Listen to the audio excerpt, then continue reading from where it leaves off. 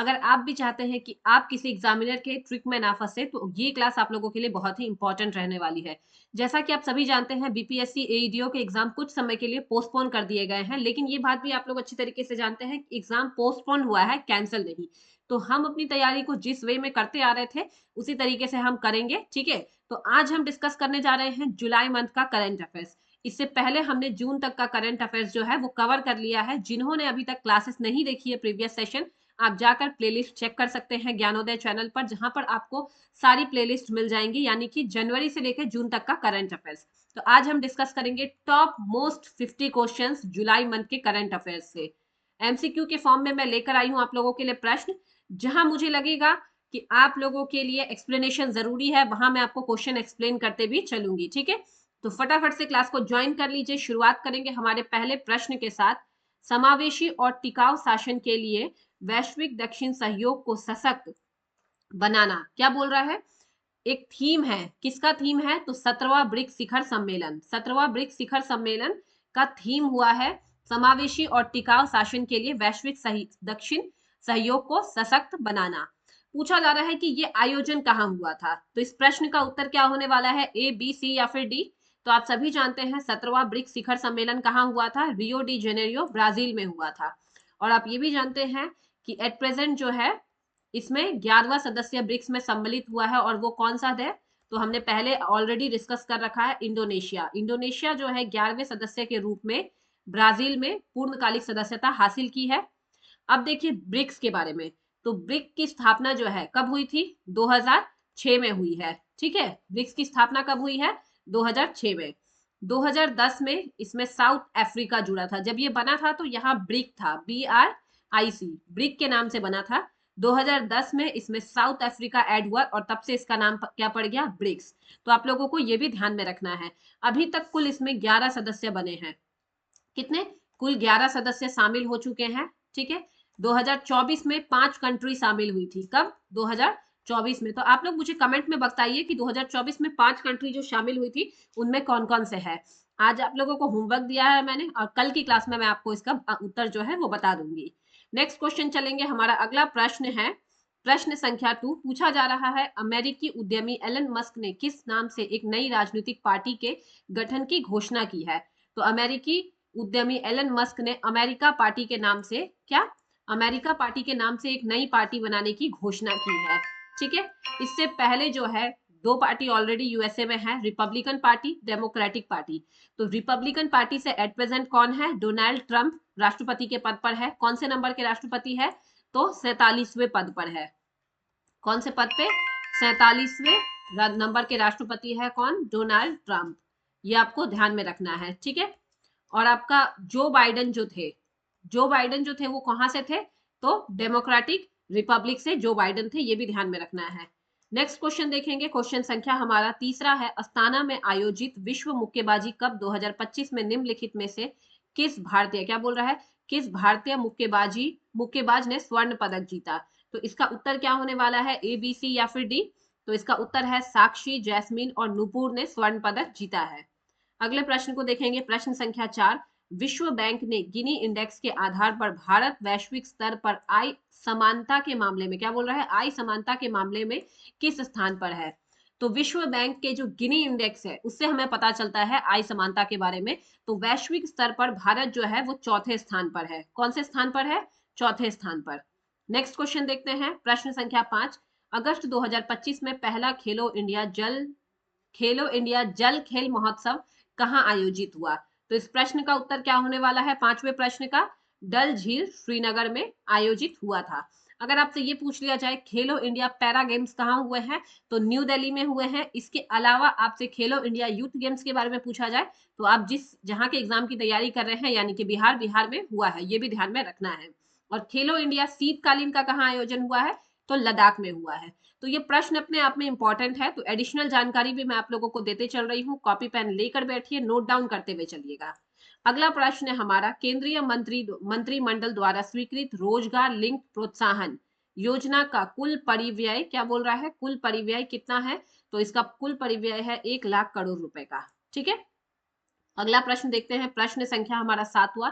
देश के पहले सहकारी विश्वविद्यालय त्रिभुवन सहकारी विश्वविद्यालय की आधारशिला कहाँ रखी गई? तो इसकी आधारशिला गुजरात के आनंद में रखी गई है। ठीक है, अब त्रिभुवन कौन है? तो त्रिभुवन पटेल। ठीक है, इनका पूरा नाम क्या है? त्रिभुवन पटेल सहकारिता आंदोलन के बहुत ही प्रमुख व्यक्ति थे। इन्हीं के योगदान से अमूल कंपनी की स्थापना हुई थी, Anand Milk Union Limited. Amul company की स्थापना भी इनके योगदान से हो पाई थी। तो इसका फुल फॉर्म क्या है? आनंद मिल्क यूनाइटेड लिमिटेड। अब त्रिभुवन सहकारी विश्वविद्यालय आनंद में स्थापित किया गया है। उद्घाटन किसके द्वारा किया गया है? गृह मंत्री अमित शाह के द्वारा। अब अमित शाह के द्वारा क्यों किया गया है? तो ध्यान रखिए, अगर प्रश्न बन जाए कि त्रिभुवन सहकारी विश्वविद्यालय की स्थापना सहकारिता मंत्रालय के द्वारा की गई थी, सहकारिता मिनिस्टर इस वक्त कौन है? तो इस वक्त सहकारिता मंत्रालय जो है वो अमित शाह के पास है। तो वो सिर्फ गृह मंत्रालय नहीं बल्कि सहकारिता मंत्री भी है। तो ये चीज आप लोगों को ध्यान में रखना है। ठीक है, तो इस तरीके से एग्जामिनर आपको ट्रैप में फंसा सकता है, क्योंकि बहुतों को ये जानकारी नहीं होगी कि सहकारिता मंत्रालय में मिनिस्टर अभी मतलब किसके पास है ये पद। तो ये चीज भी ध्यान रखिएगा, गृह मंत्री के पास है। नेक्स्ट क्वेश्चन देखेंगे, क्वेश्चन नंबर 8। संयुक्त राष्ट्र सुरक्षा परिषद क्या बोल रहा है? संयुक्त राष्ट्र सुरक्षा परिषद का अध्यक्ष कौन बन गया है? तो इस प्रश्न का उत्तर क्या होने वाला है? पाकिस्तान बन गया है। अब आप ये जान लीजिए कि संयुक्त राष्ट्र सुरक्षा परिषद यूएनएससी में कितने मेंबर्स होते हैं? टोटल 15 मेंबर्स है। ठीक है, 15 मेंबर्स है, जिसमें से आपका क्या हो जाता है? 5 जो हो जाते हैं हमारे परमानेंट है और 10 जो है वो क्या है? नॉन परमानेंट है। ठीक है, तो इन्हीं 10 सदस्यों में से पाकिस्तान भी है एक। तो जुलाई मंथ में क्या हुआ था? ये 1 महीने के लिए अध्यक्षता मिली थी, ये ध्यान में रखिएगा। अगला प्रश्न हम देखेंगे, प्रश्न संख्या 9। हाल ही में किस राज्य बोला जा रहा है? हाल ही में किस राज्य सरकार ने महिला आरक्षण में डोमिसाइल लागू करने की घोषणा की? तो ये तो आप तो जानते हैं कि ये घोषणा बिहार के द्वारा की गई थी। बिहार में पंचायत में महिलाओं को 50% का आरक्षण दिया गया है, नौकरी में 35% का आरक्षण दिया है और उसी आरक्षण के दौरान डोमिसाइल की बात कही गई है। ठीक है, तो ध्यान रखिएगा इस प्रश्न को। अगला प्रश्न है, प्रधानमंत्री नरेंद्र मोदी ने अर्जेंटीना के राष्ट्रपति और उपराष्ट्रपति को विशेष उपहार के रूप में क्या दिया? तो इस प्रश्न का उत्तर क्या है? ऑप्शन नंबर डी, ए और बी दोनों दिया गया है। अब देखिए इसमें क्या है? चांदी का सिर। ये कहां से बिलोंग करता है? तो ये राजस्थान से बिलोंग करता है। ठीक है, राजस्थान की बहुत ही इंपॉर्टेंट कलाकृति है। और मधुबनी पेंटिंग दूसरा जो है ये बिहार से बिलोंग करता है। तो ये दोनों ही चीज दी गई है राष्ट्रपति और उपराष्ट्रपति को विशेष रूप से। तो option number D is the correct answer. Next question देखेंगे, क्वेश्चन नंबर 11। पूछा जा रहा है, चेहरा स्कैन कर राशन वितरण करने वाला भारत का पहला राज्य कौन बन गया है? तो इस प्रश्न का करेक्ट आंसर क्या है? हिमाचल प्रदेश बन गया है। अब आप पीडीएस सिस्टम जानते हैं, सार्वजनिक वितरण प्रणाली। तो आप लोग भी राशन लेने जाते होंगे तो वहां आपने देखा होगा बायोमेट्रिक प्रणाली है। अंगूठे का निशान या मोबाइल पर ओटीपी, अगर अंगूठा नहीं मतलब निशान अगर अच्छे से नहीं हो पा रहा है, एक्सेप्ट कर रहा है, तो ओटीपी के माध्यम से भी आपको राशन प्रोवाइड किया जाता है। तो इसी क्षेत्र में हिमाचल प्रदेश ने एक टेक्नोलॉजी विकसित की है चेहरा स्कैन करके राशन देने के बारे में। ठीक है, तो option number C is the correct answer. अगला प्रश्न है, हाल ही में लॉन्च सी फ्लड प्रणाली क्या है? अब फ्लड है, नाम से ही पता चल रहा है बाढ़ से जुड़ा हुआ है। तो एकीकृत बाढ़ पूर्वानुमान प्रणाली है। ठीक है, एकीकृत बाढ़ से 2 दिन पहले सूचना दे दी जाएगी। किससे? 2 दिन पहले सूचना प्रोवाइड करा दी जाएगी। तो ये चीज आप लोगों को ध्यान में रखना है। तो इसका करेक्ट आंसर क्या है? Option number C. Next question देखेंगे, क्वेश्चन नंबर 13।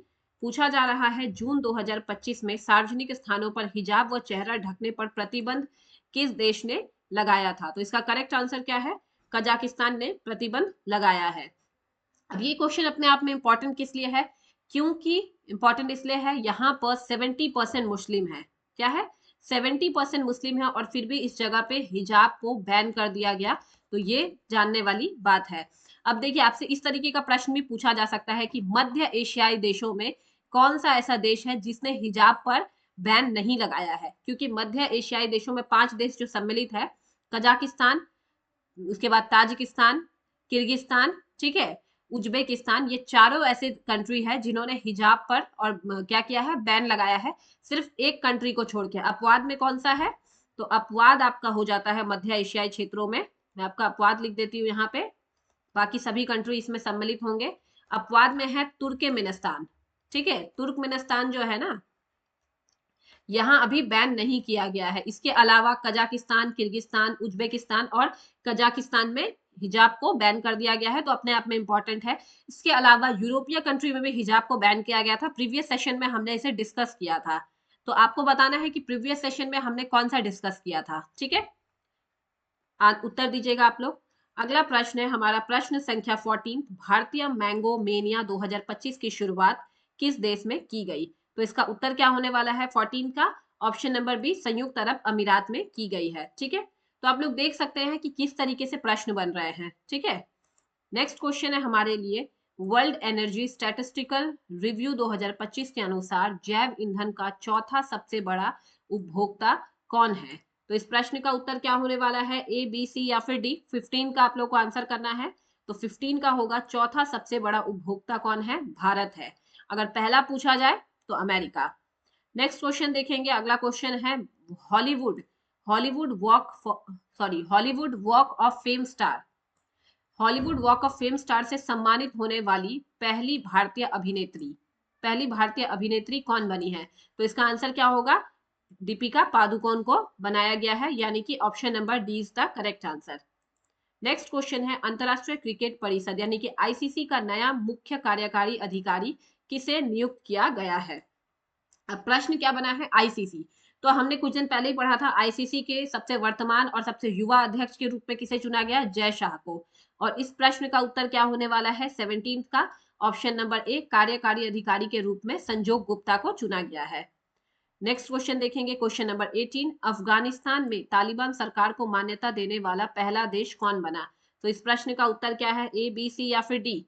इसका उत्तर हो जाएगा रूस बना है। ठीक है, अगला प्रश्न है हमारा प्रश्न संख्या 19। One big beautiful bill act किस देश ने पारित हुआ है? तो हमने इस एक्ट के बारे में कल की ही क्लास में डिस्कस किया था, तो जिन्होंने क्लास को सीरियसली किया है या फिर रिवीजन किया है बार बार, वो इस प्रश्न का आंसर कमेंट बॉक्स में जरूर दीजिएगा। हालांकि मैं आपको बता दूं, one big beautiful bill act किस देश ने पारित किया है? तो अमेरिका ने पारित किया है। इसका उद्देश्य क्या है? सीमा पर और सैन्य सुरक्षा पर ज्यादा से ज्यादा खर्च करना, अपनी सार्वजनिक उस पर क्या करना, सार्वजनिक खर्च पर कटौती करते हुए। तो ये ध्यान में रखना है। और ये किस उपलक्ष्य पे किया गया है? तो अमेरिका के 249वें आजादी दिवस के अवसर पर। ठीक है, आजादी दिवस के अवसर पर इसकी घोषणा की गई है, तो ये चीज भी आप लोगों को ध्यान में रखना है। तो देख रहे हैं कि किस तरीके के प्रश्न अपने आप में इंपॉर्टेंट हो जाते हैं। हालांकि ये प्रश्न याद करने में आपको डिफिकल्टी नहीं होगी। One big beautiful bill act भी याद रखिएगा तो इनफ है। नेक्स्ट क्वेश्चन देखते हैं। अगला प्रश्न है प्रश्न संख्या 20। ब्यूनस आयर्स में की टू दी सिटी सम्मान किसे प्रदान किया गया है? तो ये सम्मान हमारे देश के प्रधानमंत्री नरेंद्र दामोदर दास मोदी जी को प्रोवाइड किया गया है। ठीक है, अगला प्रश्न है, भारत सरकार ने किस राज्य के क्या है, विरुधुनगर में पीएम मित्र टेक्सटाइल पार्क को मंजूरी दी है? किसमें? विरुधुनगर में। तो इस प्रश्न का उत्तर क्या होने वाला है 21वें प्रश्न का? तमिलनाडु में क्या दी है? मंजूरी दी है। अगला प्रश्न देखते हैं, प्रश्न संख्या 22वां। माइक्रोसॉफ्ट ने 25 साल बाद किस देश में आधिकारिक रूप से अपना परिचालन बंद कर दिया है? तो इस प्रश्न का उत्तर क्या होने वाला है? ऑप्शन नंबर सी, पाकिस्तान में बंद कर दिया है। नेक्स्ट क्वेश्चन है, पंडित दीनदयाल उपाध्याय गरीबी मुक्त गांव योजना। अब देखिए, योजना से जुड़े हुए प्रश्न अक्सर बनते हैं, तो यहाँ पूछा जा रहा है पंडित दीनदयाल उपाध्याय गरीबी मुक्त गांव योजना किस राज्य में लागू हुई है? तो इस प्रश्न का उत्तर होने वाला है राजस्थान में लागू हुई है। तो प्रश्नों को देखते चलिए। अगला प्रश्न है, जहां मुझे लगेगा कि एक्सप्लेनेशन की जरूरत है वहां मैं आप लोगों को एक्सप्लेन करते हुए चलूंगी। 24वां प्रश्न है, प्रधानमंत्री नरेंद्र मोदी को ब्राजील द्वारा कौन सा नागरिक सम्मान प्रदान किया गया? तो इस प्रश्न का उत्तर क्या होने वाला है 24वें प्रश्न का? Grand collar of the national order of the southern cross. इस अवार्ड से सम्मानित किया गया है। ये कहाँ का नागरिक सम्मान है? तो ब्राजील से जुड़ा हुआ नागरिक सम्मान है। ये भी आप लोगों को ध्यान में रखना है। हालांकि मोदी जी को अभी तक कितने सम्मानों से सम्मानित किया गया है? तो 28 सम्मान उन्होंने प्राप्त कर लिए हैं। इनकी एक दिन क्लास में आप लोगों के लिए ले आऊंगी, जहां पे हम इसी को डिस्कस कर लेंगे। हाल फिलहाल में जो मिले हैं वो ज्यादा इंपॉर्टेंट हो जाते हैं। हालांकि 28 के 28 याद करना तो पॉसिबल नहीं है, लेकिन रिसेंटली में जो हुए हैं पिछले 2 साल के दौरान, वो हमें देखने पड़ेंगे। ठीक है, तो अगला हम देखते हैं। अगला हमारा 25वां प्रश्न है, भारत ने जामाता तटरक्षक, क्या जामाता तटरक्षक अभ्यास किस देश के साथ संपन्न किया? तो इस प्रश्न का उत्तर क्या होगा? इसका उत्तर है ऑप्शन नंबर डी, जापान। तो अभी तक हमने कुल जो है कितने प्रश्न डिस्कस कर लिए हैं? 25 प्रश्न, और आज के सेशन में हम कितना करने वाले हैं? 50। तो अभी आप लोग मुझे बताइए कि 25 में 25 कितनों के सही हुए, और आपको कैसी लग रही है क्लास? अगर आप लोगों को क्लास में एक भी नया लग रहा है कि नई इन्फॉर्मेशन आप लोगों तक पहुंच रही है, तो आप अपने सहपाठियों के साथ भी इस चैनल को शेयर करें, ताकि वो भी इसका बेनिफिट ले सके। साथ ही साथ आप लोग मुझे कमेंट बॉक्स में सजेशन दे सकते हैं, अगर किसी स्पेशल टॉपिक पर आप लोग कोई क्लास चाहते हैं, like economics, polity, current affairs, Bihar special, map से जुड़ा हुआ क्लासेस, तो आप मुझे बता सकते हैं कमेंट बॉक्स के जरिए। मैं कोशिश करूंगी कि लाइव नहीं भी हो तो एटलीस्ट रिकॉर्डेड फॉर्म में मैं वो क्लास आप लोगों के लिए लेकर आऊं। लेकिन ये तभी पॉसिबल है जब आप लोग क्लास को लाइक, शेयर एंड सब्सक्राइब करते हैं, क्योंकि इससे मुझे भी मोटिवेशन मिलेगा कि मैं आप लोगों के लिए बेटर कंटेंट लेकर के आऊं। ठीक है, तो अगले प्रश्न पर चलेंगे। प्रश्न संख्या हमारा 26वां, देखते हैं क्या है। नीति आयोग एसडीजी सूचकांक रिपोर्ट 2023-24 में शीर्ष जिला कौन सा है? इस प्रश्न का उत्तर क्या होने वाला है? इसका उत्तर होने वाला है ऑप्शन नंबर बी, हनहतियाल। क्या होने वाला है? हनहतियाल। अब ये कहां से जुड़ा हुआ है? तो ये जिला जुड़ा हुआ है आपका मिजोरम से। कहाँ का जिला है? मिजोरम। अब देखिए इसमें क्या है, नॉर्थ ईस्ट यहाँ पे दिया हुआ है NER सूचकांक। तो नॉर्थ ईस्ट में कितने आपके स्टेट सम्मिलित है? 8। सिक्किम को लेके 7 सिस्टर्स प्लस सिक्किम। आप जानते हैं 7 सिस्टर्स में सिक्किम सम्मिलित नहीं होता है, सिक्किम को मिला के नॉर्थ ईस्ट के 8 आपके राज्य बनते हैं। तो 8 राज्यों में कितने जिले हैं? 121 जिले हैं। कितने हैं? 121 डिस्ट्रिक्ट है।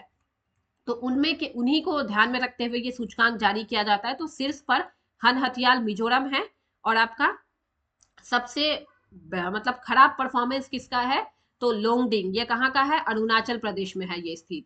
तो दोनों ध्यान में रखिए, टॉप पर है मिजोरम और एंड पर कौन है? अरुणाचल प्रदेश। अगला प्रश्न हम देखेंगे, प्रश्न संख्या आपका 27वां। पूछा जा रहा है 27वीं पूर्वी क्षेत्रीय अंतर राज्य परिषद की बैठक कहाँ आयोजित की गई? तो इस प्रश्न का करेक्ट आंसर क्या है? पूर्वी है तो रांची में की गई है, अगर पश्चिमी पूछता तो पुणे में, और अगर मध्य पूछता तो आपका वाराणसी इसका करेक्ट आंसर हो जाता। तो तीनों याद रखिए, पूर्वी आपका क्या हो जाएगा? रांची हो जाएगा। अगला प्रश्न हम देखते हैं 28वां प्रश्न। किस देश के मंत्रिमंडल ने पैंतोगटार्न क्या पैंतोगतार्न शिनावात्रा को प्रधानमंत्री पद से निलंबित कर दिया? क्या? पैंतोगतार्न शिनावात्रा। अब इसका उत्तर क्या होने वाला है? किस देश के द्वारा किया गया है? तो थाईलैंड के द्वारा किया गया है, यानी कि option number C is the correct answer. 28 का क्या होने वाला है? सी। नेक्स्ट क्वेश्चन हम देखेंगे, क्वेश्चन नंबर 29।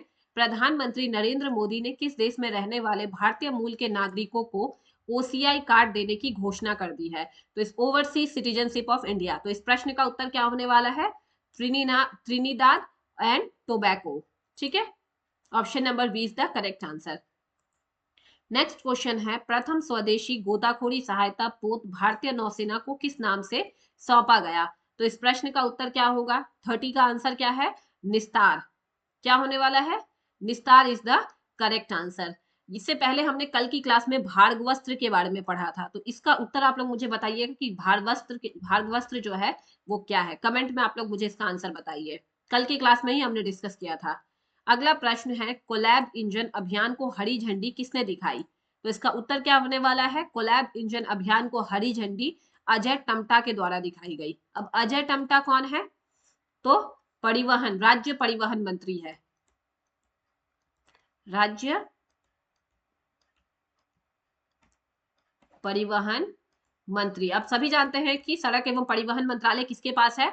नितिन गडकरी जी के पास है, जो कि केंद्रीय है, केंद्रीय सड़क एवं परिवहन मंत्रालय।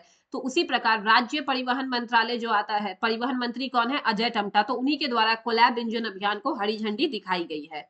अगला प्रश्न हम देखेंगे, प्रश्न नंबर 32।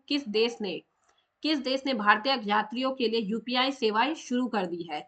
तो त्रिनिदाद एवं टोबैको ने शुरू कर दी गई है। अभी तक वर्ल्ड वाइड हमारे 8 कंट्रीज में हमने 2030 तक 20 कंट्रीज तक का टारगेट रखा है कि हम अपने UPI सेवाओं को पहुंचाएंगे। तो अभी तक भारत ने कितने कंट्री में ये पहुंचा दिया है? तो 8 कंट्री ने इसे एक्सेप्ट कर लिया है, ये भी ध्यान रखना है। अगला प्रश्न है, यूरोपीय संघ ने किस देश को यूरो जोन में शामिल होने की अंतिम मंजूरी दी है? तो इस प्रश्न का उत्तर क्या होने वाला है? A, B, C या फिर D? तो इसका करेक्ट आंसर हो जाएगा बुल्गारिया। आप सभी जानते हैं कि यूरोपीय संघ में कितने कंट्रीज है? 30 कंट्रीज शामिल है, जिसमें से बुल्गारिया को मिलाते हुए 21 नेशंस है जिसने क्या किया है, यूरो को as a coin, sorry, euro को क्या किया है, एज अ मतलब रुपया वहां का एक्सेप्ट कर लिया है। तो अंतिम में किसने स्वीकार किया है? 21वें नंबर पे बुल्गारिया ने किया है। इससे पहले कितने थे? 20 कंट्रीज ने एक्सेप्ट किया था एज अ करेंसी। तो ये चीज आप लोगों को ध्यान में रखनी है। 30 के 30 यूरोपीय संघ ने इसे सम्मिलित नहीं किया है, मतलब एक्सेप्ट नहीं किया है। 30 में सिर्फ 21 ने इसे एक्सेप्ट किया है। अगला प्रश्न है हमारा, आगामी किस वर्ष की जनगणना में स्वगणना हेतु वेब पोर्टल उपलब्ध कराया जाएगा? तो अभी जानते हैं कि भारत में जनगणना होने वाली है मार्च 2027 से प्रारंभ। तो 2027 के लिए स्वगणना हेतु वेब पोर्टल जो है उपलब्ध कराया जाएगा, जहां आप अपनी जानकारी इस पोर्टल के माध्यम से स्वयं भी दे सकते हैं। और ये आप ये भी जानते हैं कि पहली दफा, ऐसे तो बिहार में जातिगत जनगणना 2022 में संपन्न हो चुकी है, बट बिहार के पॉइंट ऑफ व्यू से मैं आप लोगों को बता दूं कि यहाँ पर जातिगत जनगणना भी होने वाली है 2027 में। तो ये भी चीज आप ध्यान में रखिएगा, क्योंकि इसका नाम क्या है इस जनगणना का? SECC, क्या? Socio economic census. ठीक है, ये ध्यान में रखिएगा आपको, कास्ट सेंसस। अगला प्रश्न है हमारा 35वां, एप्पल एप्पल ने नए मुख्य परिचालन अधिकारी, क्या? नए मुख्य परिचालन यानी कि चीफ आपका हो जाता है, ठीक है, परिचालन अधिकारी के रूप में किसे नियुक्त किया है? तो इस प्रश्न का उत्तर क्या होने वाला है? इसका उत्तर होगा सबीह खान को नियुक्त किया है। किसे? सबीह खान को। इसके अलावा एप्पल के वो कौन है? फाउंडर स्टीव जॉब्स है। स्टीव जॉब्स जो है एप्पल के फाउंडर है। एलन मस्क आप सभी जानते हैं, ठीक है। अगला प्रश्न है हमारा प्रश्न संख्या 36, मुख्यमंत्री सेहत योजना किस राज्य सरकार ने लॉन्च की है? तो इस प्रश्न का उत्तर क्या होने वाला है? 36वें प्रश्न का, मुख्यमंत्री सेहत योजना पंजाब राज्य सरकार द्वारा क्या की गई है? लॉन्च की गई है। नेक्स्ट क्वेश्चन हम देखेंगे, सिद्रू ब्रिज, एक्चुअली सिद्रू नहीं होना चाहिए, सिंदूर ब्रिज का उद्घाटन कहाँ किया गया? यहाँ पे क्या होना चाहिए? सिद्रू, सिद्रू नहीं, सिंदूर होना चाहिए। तो मैं इसे थोड़ा करेक्ट कर देती हूँ, सिंदूर ब्रिज, क्या? सिंदूर ब्रिज की कहां पे किया गया है? ABC या फिर डी? तो इसका करेक्ट आंसर है ऑप्शन नंबर बी, महाराष्ट्र में इसकी स्थापना की गई है, यानी कि उद्घाटन किया गया है। अगला प्रश्न है, 25वां राष्ट्रीय मत्स्य कृषक दिवस 2025 कहां आयोजित किया गया? तो इसका उत्तर क्या होने वाला है? इसका उत्तर है option number A, CIFA Bhubaneswar में किया गया है, यानी कि central institute of fresh water aquaculture. ठीक है, इसका फुल फॉर्म क्या है? Central institute of fresh water aquaculture, ध्यान में रखिएगा। तो वहीं पे आपका इसका आयोजन किया गया था। नेक्स्ट क्वेश्चन है, sovereign sovereign AI domain IQ किस कंपनी ने लॉन्च किया? तो सॉवरेन से पता चल रहा है कि गवर्नमेंट कंपनी है, HCL सॉफ्टवेयर के द्वारा लॉन्च किया गया है। Option number A is the correct answer. अगला प्रश्न है, सेल ने वैश्विक उपस्थिति बढ़ाने हेतु नया कार्यालय कहाँ खोला? तो इस प्रश्न का उत्तर क्या होने वाला है? ABC या फिर डी? फटाफट से आंसर कीजिए 40 का। तो 40 का आंसर हो जाएगा ऑप्शन नंबर सी, सेल ने वैश्विक उपस्थिति बढ़ाने हेतु कार्यकाल कहाँ खोला है? तो दुबई में खोला है। अगला प्रश्न देखेंगे, प्रश्न संख्या 41वां, भारतीय खो खो महासंघ के अध्यक्ष कौन चुने गए? तो इसका करेक्ट आंसर क्या है? सुधांशु मित्तल को चुना गया है। ठीक है, अगला प्रश्न देखते हैं, प्रश्न संख्या 42वां, OPCW यानी कि organisation for the prohibition of chemical weapons की 23वीं क्षेत्रीय बैठक, क्या बोल रहा है कि 23वीं क्षेत्रीय बैठक कहाँ संपन्न हुई? तो इस प्रश्न का उत्तर क्या होने वाला है? नई दिल्ली में संपन्न हुई है, ध्यान रखिएगा। नेक्स्ट क्वेश्चन है, नौसेना की पहली फाइटर पायलट कौन बनी? नौसेना की पहली फाइटर पायलट कौन बनी है? इस प्रश्न का जल्दी से आप लोग आंसर कर दीजिए, ABC या फिर डी? तो इसका करेक्ट आंसर क्या है? ऑप्शन नंबर सी, आस्था पूनिया बनी है। ठीक है, अगला प्रश्न हम देखेंगे, 44वां प्रश्न है, विश्व जनसंख्या दिवस हर वर्ष कब मनाया जाता है? तो 11 जुलाई को मनाया जाता है। कब से मनाया जा रहा है? 1990 से मनाया जा रहा है। कब से? 1990 से मनाया जा रहा है, ये चीज भी आपको ध्यान में रखनी है। नेक्स्ट क्वेश्चन देखते हैं, क्वेश्चन नंबर 45, पूछा जा रहा है, राष्ट्रपति ने राज्यसभा के लिए 4 सदस्यों को संविधान के किस अनुच्छेद के तहत नामित किया? प्रश्न क्या है, ध्यान से पढ़िए। राष्ट्रपति ने राज्यसभा के लिए 4 सदस्यों को संविधान के किस अनुच्छेद के तहत नामित किया? तो आप जानते हैं कि राष्ट्रपति 12 सदस्यों को नामित कर सकते हैं। तो कौन से आर्टिकल के तहत? अनुच्छेद 80 क्लॉज 1 सब क्लॉज ए के तहत। ठीक है, नेक्स्ट क्वेश्चन हम देखेंगे, क्वेश्चन नंबर हमारा हो जाता है 46।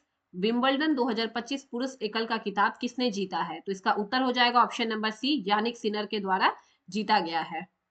नेक्स्ट क्वेश्चन देखते हैं, क्वेश्चन नंबर 47। हाल ही में किस भारतीय धरोहर स्थल को 44वां यूनेस्को विश्व धरोहर स्थल घोषित किया गया?